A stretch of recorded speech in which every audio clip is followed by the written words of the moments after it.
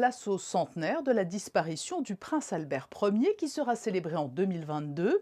Et d'ici là, de nombreux événements seront organisés. Une conférence de presse a été donnée aujourd'hui et le président du comité est notre invité ce soir. Bonsoir Robert Fillon. Bonsoir à vous. Quel est le rôle et comment est composé ce comité?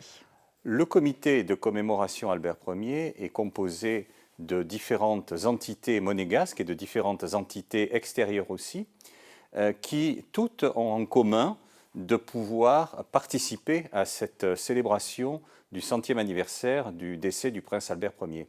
Et ce soir, nous venons d'exposer donc le programme des événements, des actions, des expositions que nous allons réaliser tout au long de l'année 2022, c'est l'année essentielle puisque c'est l'année anniversaire, mais aussi en 2021 et dès l'année 2020. Le lieu choisi aujourd'hui pour lancer la première manifestation des commémorations du centenaire de la disparition du prince Albert Ier est très symbolique. Le lieu est très symbolique, c'est le lycée donc, qui porte le nom d'Albert Ier depuis 1960.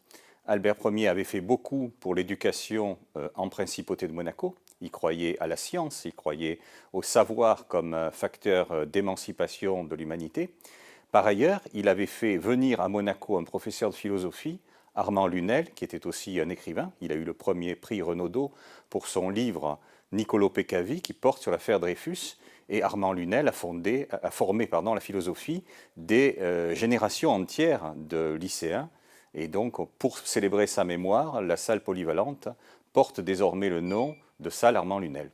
Découvrons ensemble, Robert Fillon, le programme des événements à venir jusqu'en 2022.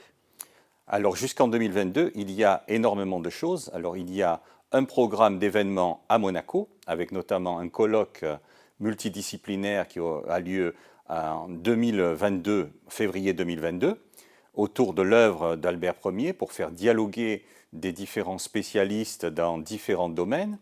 Il y aura également une exposition de Thiner. Thiner était le peintre le plus connu qu'Albert Ier avait emmené avec lui dans ses expéditions. Donc cette exposition aura lieu à la salle du quai Antoine Ier.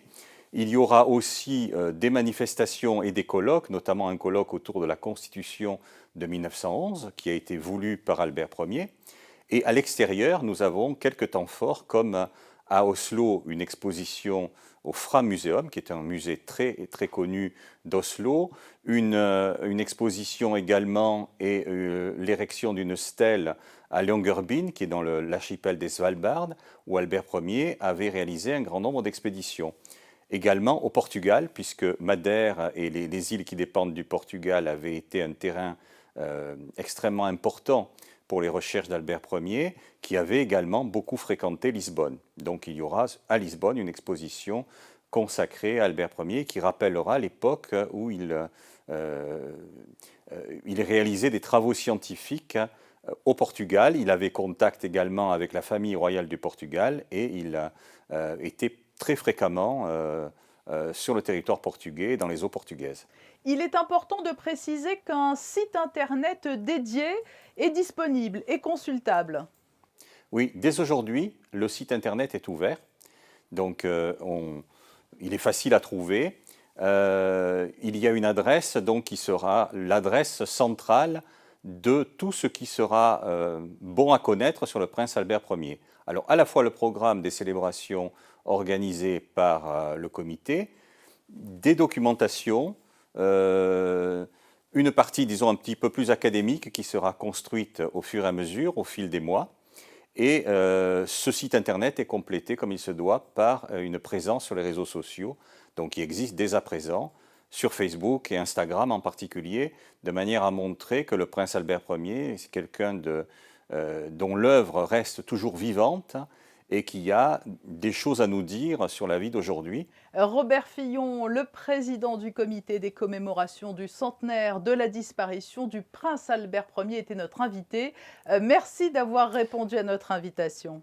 Merci à vous.